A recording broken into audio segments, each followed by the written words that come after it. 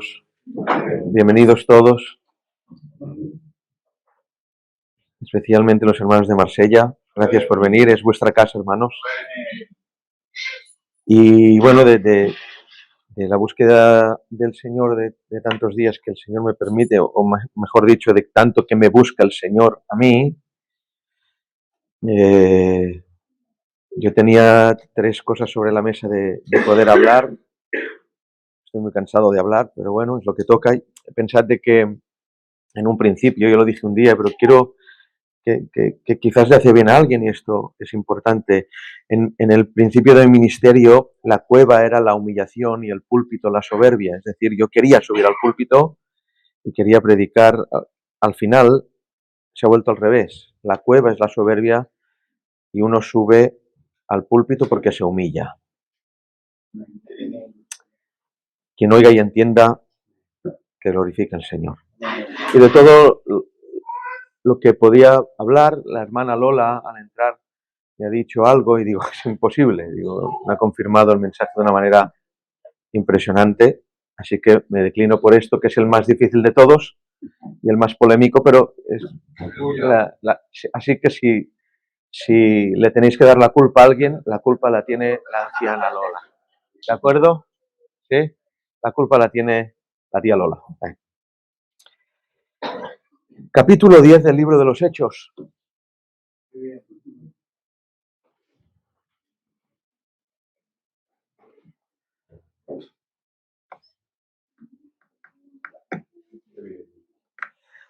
Había en Cesarea un hombre llamado Cornelio,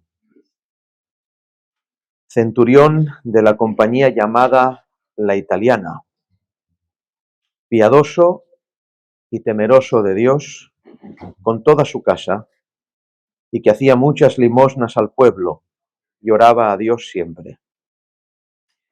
Este vio claramente en una visión, como a la hora 9 del día, que un ángel de Dios entraba donde él estaba y le decía: Cornelio. Él, mirándole fijamente y atemorizado, dijo: ¿Qué es, Señor? Y le dijo: tus oraciones y tus limosnas han subido para memoria delante de Dios. Envía pues ahora hombres a Jope y haz venir a Simón, el que tiene por sobrenombre Pedro. Este posa en casa de cierto Simón, curtidor, que tiene su casa junto al mar. Él te dirá lo que es necesario que hagas. Ido el ángel que hablaba con Cornelio, este llamó a 2 de sus criados y a un devoto soldado de los que le asistían, a los cuales envió a Jope después de haberles contado todo. Al día siguiente, mientras ellos iban por el camino y se acercaban a la ciudad, Pedro subió a la azotea para orar cerca de la hora sexta, y tuvo gran hambre y quiso comer, pero mientras le preparaban algo, le sobrevino un éxtasis. Y vio el cielo abierto, y que descendía algo semejante a un gran lienzo que, atado de las 4 puntas, era bajado a la tierra, en el cual había de todos los cuadrúpedos terrestres y reptiles y aves del cielo. Y le vino una voz diciendo: levántate, Pedro, mata y come. Entonces Pedro dijo: Señor, no, porque ninguna cosa común o inmunda he comido jamás. Volvió la voz a él la segunda vez: lo que Dios limpió, no lo llames tú común. Esto se hizo 3 veces, y aquel lienzo volvió a ser recogido en el cielo. Y mientras Pedro estaba perplejo dentro de sí sobre lo que significaría la visión que había visto, he aquí los hombres que habían sido enviados por Cornelio, los cuales preguntaban por la casa de Simón, llegaron a la puerta. Y llamando, preguntaron si moraba allí un Simón que tenía por sobrenombre Pedro. Y mientras Pedro pensaba en la visión, le dijo el Espíritu: he aquí, 3 hombres te buscan. Levántate pues y desciende, y no dudes de ir con ellos, porque yo los he enviado. Entonces Pedro, descendiendo a donde estaban los hombres que fueron enviados por Cornelio, les dijo: he aquí, yo soy el que buscáis. ¿Cuál es la causa por la que habéis venido? Ellos dijeron: Cornelio, el centurión, varón justo y temeroso de Dios, y que tiene buen testimonio en toda la nación de los judíos, ha recibido instrucciones de un santo ángel para hacerte venir a su casa y oír tus palabras. Entonces, haciéndoles entrar, los hospedó, y al día siguiente se levantó y se fue con ellos, y le acompañaron algunos de los hermanos a Jope. Al otro día entraron en Cesarea, y Cornelio los estaba esperando, habiendo convocado a sus parientes y amigos más íntimos. Cuando Pedro entró, salió Cornelio a recibirle, y postrándose a sus pies, adoró. Mas Pedro le levantó diciendo: levántate, pues yo mismo también soy hombre. Y hablando con él, entró y halló muchos que se habían reunido. Y les dijo: vosotros sabéis cuán abominable, repito, y les dijo: vosotros sabéis cuán abominable es para un varón judío juntarse o acercarse a un extranjero, pero a mí me ha mostrado Dios que a ningún hombre llame común o inmundo. Amén. Amén. Bueno, ¿por dónde empezamos? A ver. Empezamos por el principio. Si alguien se acuerda de lo que se dijo el jueves, en el organigrama de la sinagoga estaban los que predicaban, los fundadores, los judíos, los prosélitos, que son judíos ya a pleno derecho, y al final, ¿quiénes habían? Los de la puerta. Hay tres maneras de nombrar aún hoy a los de la puerta, es decir, de 3000 años para aquí es la misma manera de nombrarles. Desde Babilonia hasta hoy hay una manera de nombrarles, son tres. Uno, los de la puerta; dos, los hijos de Noé; tres, los temerosos de Dios. Amén. Lo repito, son gentiles, nosotros no somos judíos, somos gentiles. Uno, los llamaban los de la puerta porque estaban al final y no tenían pleno derecho en la sinagoga. Dos, los hijos de Noa, los hijos de Noé, a los que les forzaban a guardar las leyes que Dios forzó a Noé a guardar. ¿Por qué? Porque Noé no era judío, obviamente. Tres, el tercer título que recibían era los temerosos de Dios. Había en Cesarea un hombre llamado Cornelio, centurión de la compañía llamada la italiana, piadoso y temeroso de Dios. Ese es exactamente el nombre que recibían los gentiles que temían, practicaban el culto al Dios de Israel. Amén. En el contexto es muy importante porque es un centurión, no es cualquier persona. El centurión tenía 1000 hombres a su cargo. Era impresionante lo que tenía este hombre. Y dice claramente que estaba en Cesarea. Cesarea de Filipos había una de las importantes sinagogas, es decir, Cornelio se congregaba en la puerta, en la sinagoga de Cesarea. Está implícito en el texto cuando dice: centurión de la compañía llamada la italiana, dice piadoso, luego entraremos en ese término, temeroso de Dios con toda su casa, y dice, y que hacía muchas limosnas, ¿a quién? Al pueblo. ¿Qué pueblo? No hace falta que Dios diga Israel en la Biblia, porque de pueblo solo hay uno. Al pueblo. No hace falta que diga al pueblo de Israel, no, al pueblo. ¿Dónde se hacen las limosnas al pueblo? En la sinagoga. No hay otra manera. Y oraba a Dios siempre. ¿Dónde se ora? ¿Cómo sabían? ¿Cómo sabían que era piadoso los judíos? Porque oraba en la sinagoga. Es obvio y evidente, está implícito en el texto. Dicho esto, empezaré con la idea del mensaje. Este mensaje se llama miedo al cambio. Una de las cosas más que me encuentro más en la gente del Señor, es que tienen un miedo reverente al cambio.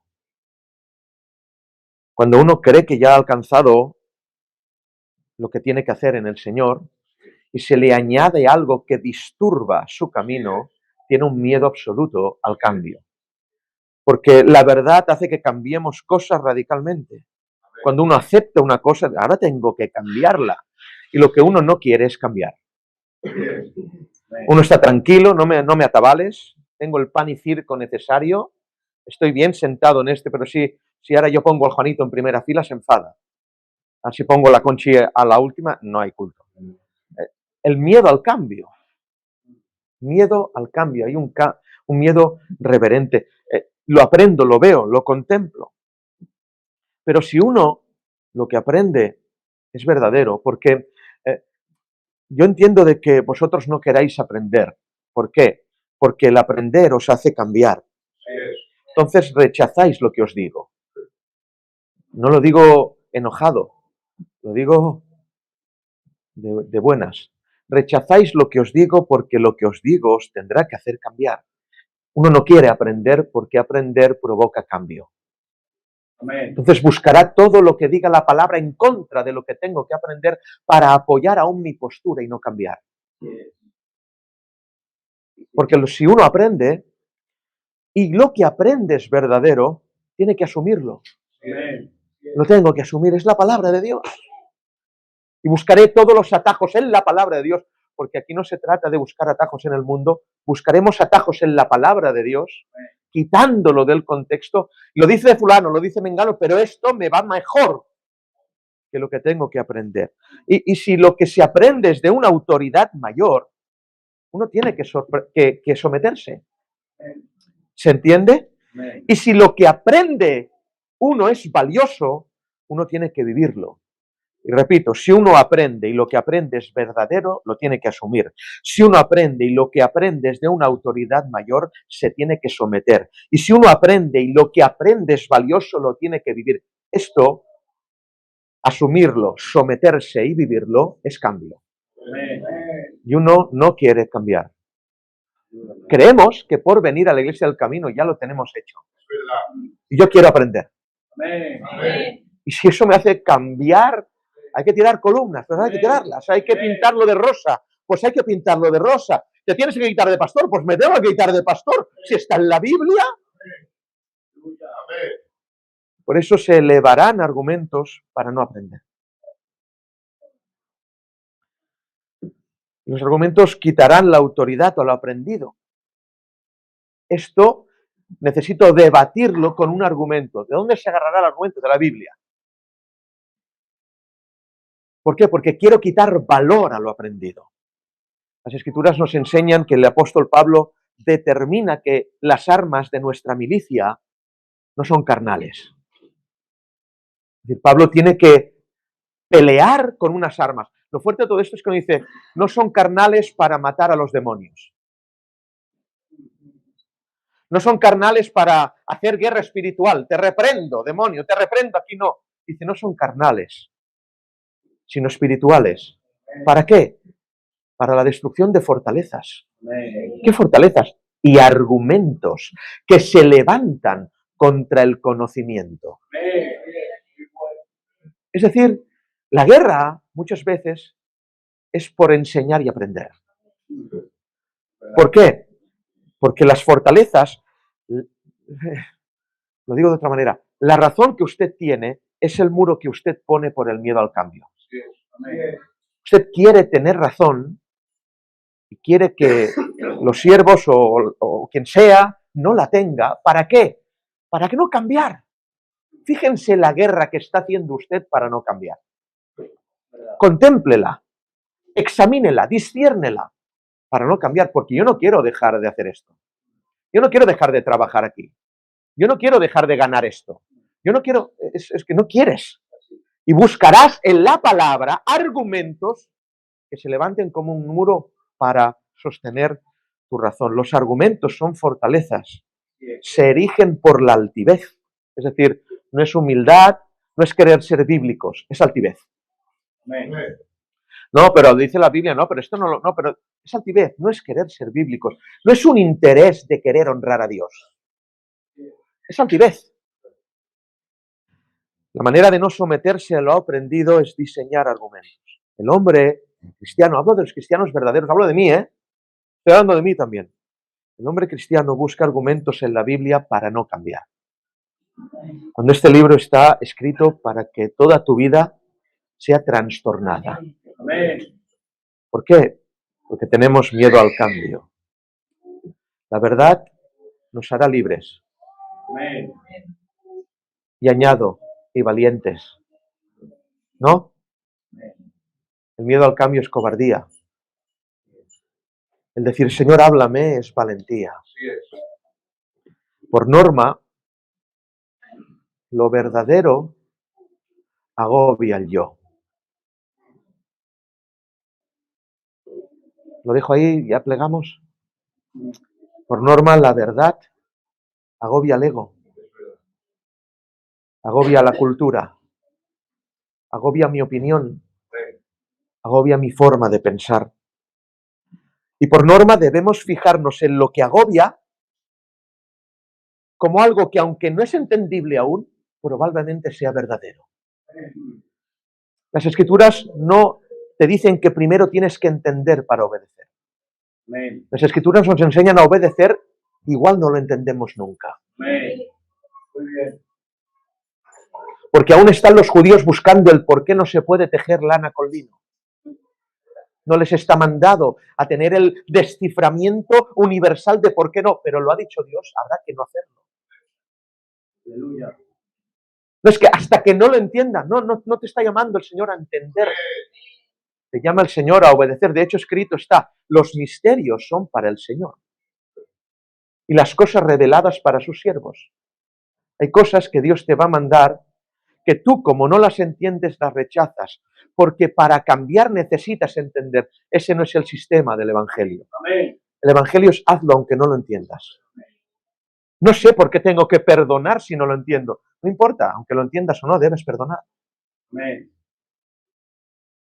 Cuando hay miedo a algo que yo tenía ya asumido, incluso me gano la vida en ello, pero esto está ofendiendo a Dios, tengo miedo a cambiarlo. Trataré de manipular la idea para que diga lo que yo quisiera que dijera. Algunos, oh Señor, algunos incluso ponen el argumento de que mi conciencia no me acusa si hago esto. Madre mía, vaya argumento, Señor. No, pero es que Pablo dice que tiene una limpia conciencia. ¿Limpia? ¿Tu conciencia es limpia? ¿Dónde dice la Escritura que, claro, es que has torcido el texto para tu conveniencia? Maldito el hombre que confía en el hombre. No dice en otro hombre, en el hombre. ¿De qué está hablando? ¿El hombre que confía en el hombre? No, en el hombre. ¿Cómo? Que si confías en ti. Por eso te haces tu argumento, por eso me hago mi argumento y en mi confianza, en mi opinión. Es que la conciencia no me acusa si hago esto. ¿Y quién ha dicho que la conciencia es tu guía? De hecho, la Biblia nos enseña que a la conciencia la educa la ley. Si rechazas la ley y no te llama la atención la conciencia, es que tu conciencia no está educada. Porque la ley educa la conciencia, la Escritura educa mi conciencia. Normalmente, el beneficio propio hace la diferencia, es decir, lo que me beneficia lo buscaré en la Escritura para apoyar mi beneficio. Pero cuando hay la alerta hacia un cambio, yo tengo que exponer cosas en la Escritura para no cambiar. ¿Por qué? Porque no me beneficia. Repito el texto, porque las armas de nuestra milicia no son carnales, sino poderosas en Dios para la destrucción de fortalezas, derribando argumentos y toda altivez que se levanta contra el conocimiento de Dios y llevando cautivo ¿el qué? ¿El corazón, la conciencia? No, todo pensamiento. Es que el corazón me dice otra cosa. ¿Y qué? Tienes que llevar el pensamiento cautivo ¿a qué? A la obediencia a Cristo. ¿Cuál es la obediencia a Cristo? La ley, los mandamientos, la Escritura, la palabra. Y os vengo a presentar hoy un arma. Nuestras armas. Pablo, ¿dónde están las armas? Nuestras armas no son carnales. Bueno, dame un arma, ¿no? Os vengo a dar un arma en esta mañana. El arma es el capítulo 10 de Hechos. El capítulo 10 de Hechos es el arma. Un tal Cornelio, en Cesarea, un hombre llamado Cornelio, centurión de la compañía llamada la Italiana, piadoso y temeroso de Dios con toda su casa, y que hacía muchas limosnas al pueblo y oraba siempre. Piadoso, la palabra piadoso es eusebes, y significa de asidua devoción. ¿Devoción a dónde? al Dios verdadero, al Dios de Israel. Temeroso de Dios, los he dicho, los de la puerta, Benei Noa, los temerosos de Dios. Y dice, con toda su casa, ¿qué influencia tendría Cornelio a llevar a toda su casa a la obra de Dios? Limosnas al pueblo, seguía siendo pueblo después de la cruz. Otra oportunidad. El pueblo seguía siendo el pueblo después de la cruz. Aun crucificando a Cristo y negándolo, seguía siendo el pueblo. Amén. No, es que ella ha sustituido a la iglesia. No, aquí la Biblia dice al pueblo. Seguía siendo, y haciendo las limosnas al pueblo, ese olor subió a la presencia del Señor. Escúchenme. No hizo las limosnas a los discípulos. No hizo las limosnas en casa de Pedro. No hizo las limosnas en casa de Juan. La hizo en una sinagoga que habían negado a Cristo. Pero era el pueblo. Seguía siendo el pueblo. Y Dios vio lo que Cornelio hacía dentro de la sinagoga que había negado a su hijo. El pueblo. El pueblo. En la sinagoga de Cesarea. Viene un ángel, le habla en su casa. A cierta hora, mira, envía hombres a un tal Simón, apodado Cefas.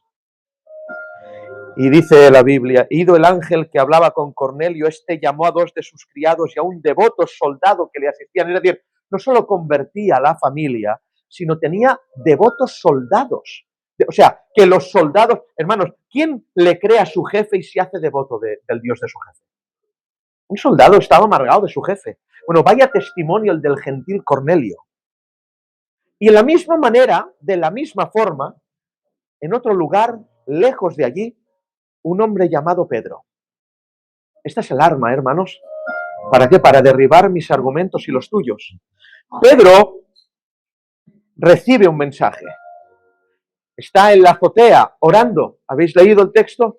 Y en la oración tuvo hambre. Y en esa hambre pidió que le prepararan algo. Y cuando le iban a preparar algo, entró en éxtasis. Y entrando en éxtasis, contempla a Pedro y ve un lienzo blanco, como la blanca nieve, descendiendo del cielo con toda clase de animales. Y una voz que le dice, Pedro, levántate, mata y come. Pedro, en el texto que hemos leído, no ha recibido el mensaje de barrera abierta que presuntamente Jesús dio a todos los alimentos son limpios. Venid un momento, ¿cómo? Es decir, Pedro había estado con Jesús durante 3 años y medio. Le había escuchado a Jesús decir, todos los alimentos son limpios. Pedro había escuchado a Jesús decir, no todo lo que entra en la boca del hombre contamina al hombre. No es lo que entra, sino lo que sale. Le ha escuchado decir esto y después de 10 años, Pedro sigue sin comer inmundo. Aleluya. O sea, la aplicación de la teología de la iglesia no es la aplicación que Pedro entendió. Jamás su maestro le dijo que comiera inmundo. Amén. Porque lleva 10 años sin él y dice, nunca jamás ha entrado nada inmundo en mi boca. Bueno. ¿Cómo? O sea, pero la iglesia dice, Pedro, la iglesia dice que ahora ya todos los alimentos son limpios. Claro, pero es que alimento no es todo. No dijo todos los animales, dijo todos los alimentos. Es que hay animales que para Pedro no son alimentos. Amén. Y no voy a entrar allí, ¿vale? Implícitamente vemos que la teología de Jesús no quiso decir lo que la teología de la iglesia dice acerca de no contamina lo que entra en la boca del hombre. Pedro no comía. No hizo limpio todos los animales, sino los alimentos. Pedro sabía aún que aquello era inmundo. Amén. Pero que no te crees el mensaje, no, es que mi Señor no dijo eso. Jamás dijo eso, mi Señor. Lo habéis interpretado así, pero mi Señor jamás dijo eso. La teología de la iglesia de hoy día no coincide con la teología de Pedro. Sí. Vale, venga, va. Vale, otra, hermana Lola, no coincide con la teología, la culpa es de ella, no coincide con la teología de Pedro. Lo que la iglesia dice hoy no es lo que dice Pedro. Amén. Para Pedro, sí que lo que entraba en la boca era inmundo. Pedro dice no a comer. ¿Cómo? Pero escúchenme, 3 veces. Lo digo. ¿Habéis leído el texto? La voz del Señor lo llama por su nombre, le dice levántate, mata y come. Una vez, dice no. 2 veces, dicen, hermanos, el Señor, no lo pilláis, ¿no? 3 veces dice no. Total, se acaba, se lleva el lienzo y Pedro no come. Ahí se aplica el texto del apóstol Pablo. Si un ángel del cielo o yo mismo os predicare a algún otro evangelio, no le creáis. Sea anatema. O sea, ni la misma voz de Dios entrando en éxtasis Pedro hace que Pedro coma.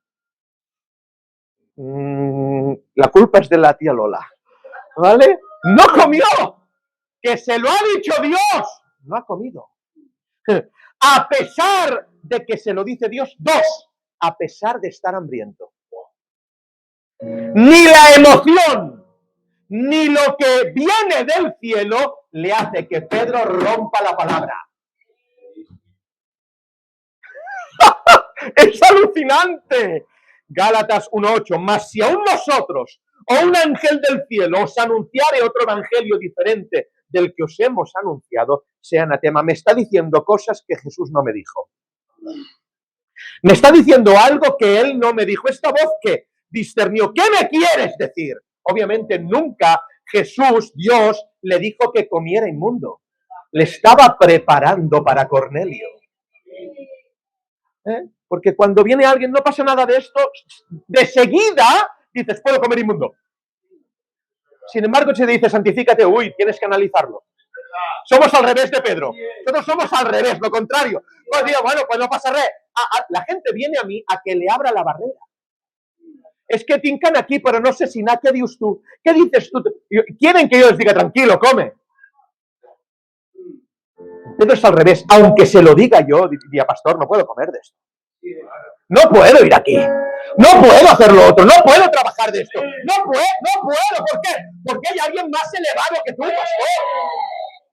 Más grande que tú. Y viene Halloween. No os digo nada. Estamos en la época de oscuridad otra vez. Si viniera un ángel del cielo o yo mismo, 3 veces se lo dijo el Señor y no comió. ¿Qué prueba más grande, verdad? Esa es la prueba de la iglesia. La prueba de la iglesia no es tentarte en la santidad. La prueba de la iglesia es tentarte en lo inmundo. Nosotros nos rebelamos ante la santidad. La prueba fue ponerle lo inmundo en la boca cuando tuvo hambre. ¿Vosotros pensáis que cuando yo predico os tiento? Que no, que es el mundo el que os tienta. Es ponerte el mundo delante. Si hay una voz, escúchenme, si hay una voz que te hace quebrantar lo escrito, aunque salga del más blanco de los lienzos. Porque escúchenme, es que es digna de ver esta escritura. ¿Por qué? Dice, y bajó un lienzo blanco. ¿Por qué no dice directamente bajaron animales? Porque le presentó en un lienzo de santidad lo que era inmundo. Y es lo que ha hecho la iglesia hoy día. Te presenta en un lienzo de santidad lo que realmente rompe la ley. Esa es la prueba, es la presentación. Te lo presento bien para que digas, vale, puedo comer.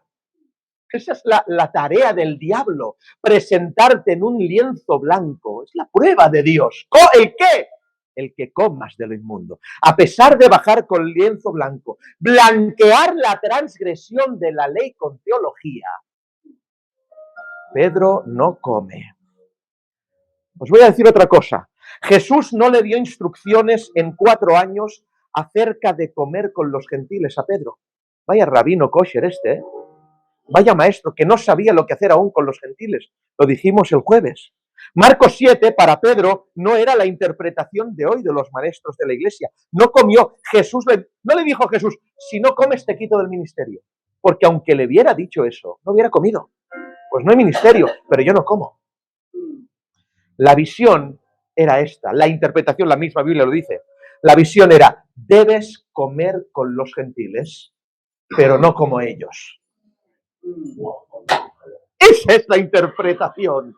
Debes Lo dice Pedro al final. ¿Sabéis cuán abominable es para un varón judío sentarse y juntarse con un gentil? Lo dice él mismo interpreta la visión. ¡Cuán abominable es esa la visión! No comer.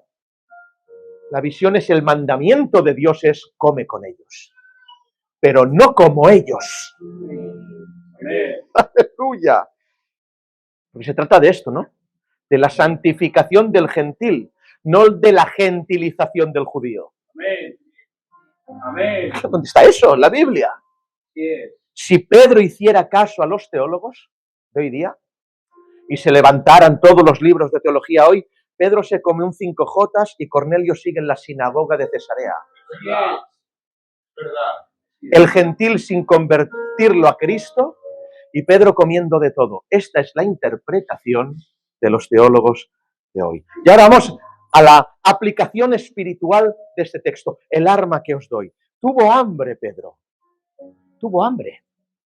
Es impresionante. ¿Por qué? Porque Dios usa el hambre para mostrar su visión. Si no tiene hambre, baja el lienzo y no ve nada. Por más lienzos que te ponga el Señor mismo delante tuyo, si no tienes hambre, no ves nada. Es por eso que hoy ha bajado un lienzo aquí y como no tienes hambre, no ves nada.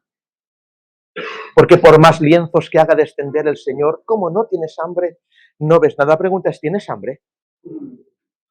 Una de las evidencias de una enfermedad, cuando vas al pediatra, siempre te dice lo mismo. ¿Ha comido el niño? ¿Tiene hambre? Porque cuando no tiene hambre es que está enfermo. No tenéis hambre y os creéis sanos.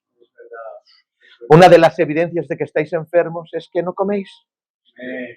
Se negó a comer Pedro estando hambriento. Dios dando hambre, provocando a gran hambre por causa de que, ¿qué estaba haciendo? Orando.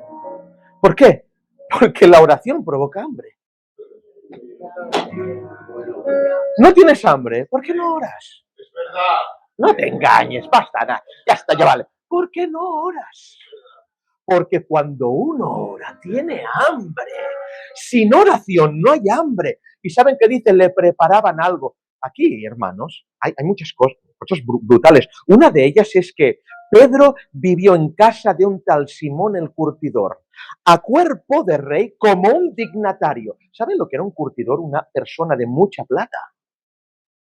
Se ganaba muy bien la vida y dice, la casa estaba enfrente del mar. ¿Cuántas veces Pedro habría tirado las redes y viendo la casa del tal curtidor diciendo, ya me gustaría a mí estar en esta casa? Pero el pescador fracasado está a cuerpo de rey en casa de un rico, los sirvientes del curtidor le sirven y le preparan algo de comer. Se llamaba Simón como él, pero no era como él. Un curtidor sirviendo a un pescador fracasado. No lo pilláis, ¿no? Tendría que ser al revés, ¿no? El pescador fracasado sirviendo al curtidor. Pero estaba Pedro en un hotel de 5 estrellas y aunque se llama Simón como él, no lo tiene como si fuera él. El mérito del curtidor se llama como yo, es un pescador fracasado, pero es un siervo de Dios. Ven y mora en mi casa. Seguro que leyó aquel capítulo en que Eliseo les echa una casa por aquella mujer y aquel hombre y resucitó al niño. Este se queda conmigo. Quédate aquí. ¿Qué quieres de comer? ¿Qué quieres de cenar?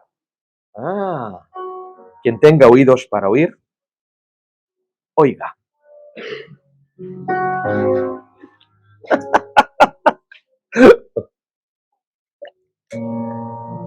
No dejéis ir a los siervos de Dios, Amén. a los cristianos verdaderos. Amén. Hacedles casa. Ponedles lo mejor que tengáis. Tan si soy yo como si es otro. Y el día que venga otro mañana mejor, hacedles casa. Hoy no, mañana sí, hacedles casa. Lo mejor, 5, ¿qué quieres de comer? ¿Qué quieres? No te vas de aquí.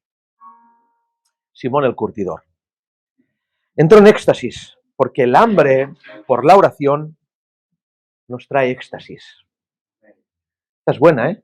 Porque después ya no hubo éxtasis, pero fue otra oportunidad. ¿Lo digo? Sí. Después ya, el éxtasis no sé cuánto duró, 5 minutos, 5 horas, no lo sé, pero del camino del éxtasis a luego ir a casa de un inmundo es otra cosa. Porque cuando estamos aquí y viene el éxtasis, todos decimos amén.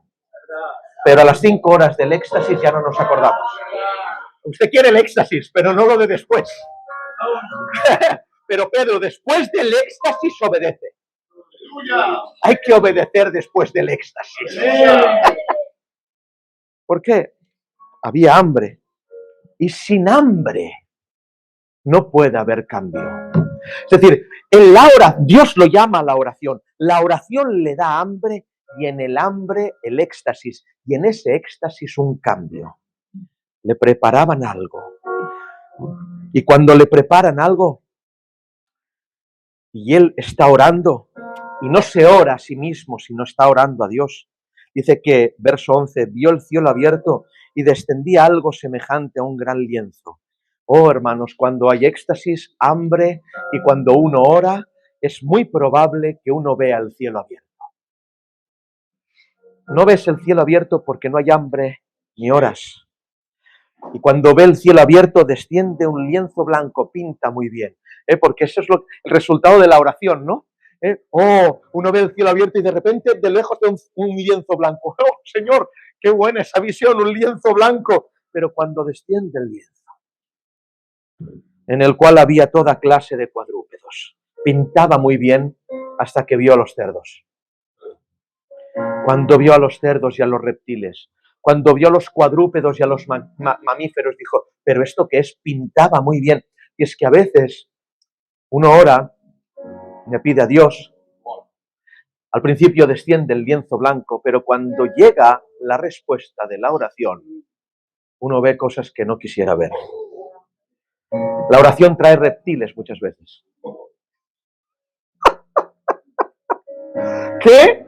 Que la oración trae reptiles muchas veces. Señor, ayúdame a ver el lienzo blanco y que presentes lo que yo rechazo en un lienzo. Ayúdame a ver el mandamiento en esos reptiles que yo rechazo. Lo que Él santifica lo vemos reptil. Él mismo dice, no llames común a lo que yo he santificado. Y es que la voluntad de Dios a veces se revela en cosas que no nos agradan. No llames común a lo que Él ha santificado. La voluntad de Dios a veces viene de una forma que no quisiéramos ver. Al principio un lienzo blanco, ¡oh, qué bonito! Pero luego es el cambio. El cambio es amargura, el cambio es llorar, el cambio es muchas cosas que no quisiéramos asumir ni aceptar, pero viene en el lienzo blanco. Que no veamos reptiles en lo que Él santificó. No son cocodrilos, hermanos, es su voluntad. Verso 28, y les dijo, vosotros sabéis cuán abominable. La visión no dice que comiera inmundo, sino que coma con los gentiles. ¿Abominable es su voluntad? Sí, a veces lo es para nosotros, pero cuando uno cambia por la palabra del Señor, entonces ve en esos reptiles el mensaje que necesitaba para el cambio. Volvió a la voz a él por segunda vez diciendo lo que Dios limpió.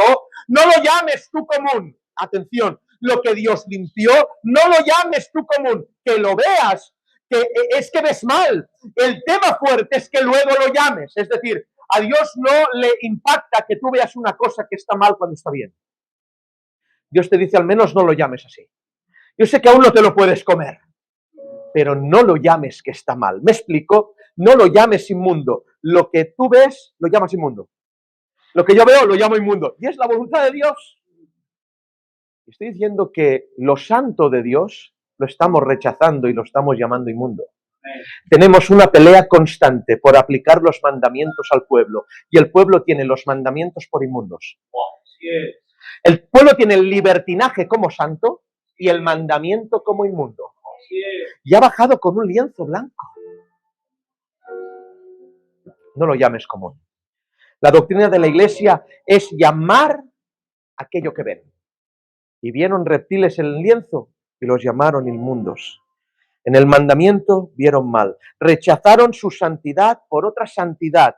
Santidad divina por la humana y carnal.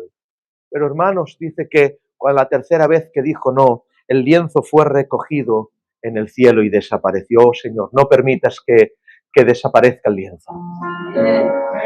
Te ruego, Dios mío, que no te lo lleves otra vez. Porque se lo lleva, hermanos, ¿eh? A la tercera vez que dices no se lleva el lienzo. A la tercera vez que rechazas ya no lo... ¿Me estáis entendiendo? ¿Cuántas veces se te tendrá que decir que hagas esto? Se te presentará con un lienzo blanco y tú llamarás inmundo aquello que Dios santificó. Oh, Señor, no te lo lleves. Haremos lo que nos digas. Quítame a mí, el pastor, el miedo al cambio. Y vino una voz que le dijo, Pedro, levántate, mata y come. Y vino una voz. Y vino una voz. ¿Reptiles pero con voz o entrecot sin ella? Ostras, yo prefiero reptiles con voz que entrecot sin ella. No entiendo lo que es, pero viene con voz. Lo demás lo entiendo todo, pero no hay la voz. En tu opinión no está la voz, aunque la entiendes. En la opinión de Dios está la voz, aunque no la entiendes. Mata y come. ¿Por qué? Porque para comer hay que matar. Pero ¿a quién mató Pedro, hermanos? ¿Veis a Pedro matando a alguien? Sí, mató a alguien. En este capítulo 10 hay un asesinato. ¿Cómo? Que hay un asesinato. Aunque no se diga, está implícito. ¿A quién mató a Pedro? A él mismo. Mata y come el qué, mi voluntad. No comes porque no te quieres matar. Porque matas a todos los demás menos a ti mismo. Miras los reptiles y quieres matar al reptil. Que no es matar al reptil, Pedro, es matarte a ti. Cuando se me abre el cielo y desciende el lienzo, veo un reptil. El reptil más grande en esta palabra es Pedro. El reptil más grande en tu historia, perdóname, eres tú. Tú eres el reptil que tienes que matar. El cocodrilo eres tú. ¡Aleluya! Levántate. ¿Por qué? Porque hay que estar levantado para matar. Hay quien quiere matar desde el sofá. No, hay que estar levantado para matarse. ¿Ves al reptil? Después mata y después come. La acción de Dios, y termino. Hay mucho más, pero yo cierro aquí. ¿Veis? Uno en Cesarea, otro en casa de Simón el curtidor. ¿Lo veis? ¿Veis la acción de Dios? El Señor ve a Cornelio en la sinagoga y ve cómo ayuda al pueblo de Israel. Y el corazón de Dios se conmueve. Podría haber sido Cornelio estar en la puerta, ser un temeroso de Dios, estar en la última fila y continuar en la sinagoga y el Señor hubiera juzgado su alma. Pero el corazón de Dios se conmueve por esa familia de gentiles que tienen en el corazón servir al Dios de Israel. Y el Señor dice, tengo que hacer algo con ellos. No les ha dicho a los de la primera fila. No les ha dicho a los que predican, a los que abren los rollos de la Torá. Le ha dicho a la última fila, al que está en la puerta. Le ha conmovido el corazón de Dios de tal forma que mueve a uno de sus más grandes apóstoles para que rompa una tradición judía que es no entrar en casa de un gentil y para que pueda salvar toda su casa. Es muy fuerte, hermanos míos. ¿Por qué? Porque uno dice que Pedro oraba en la hora sexta.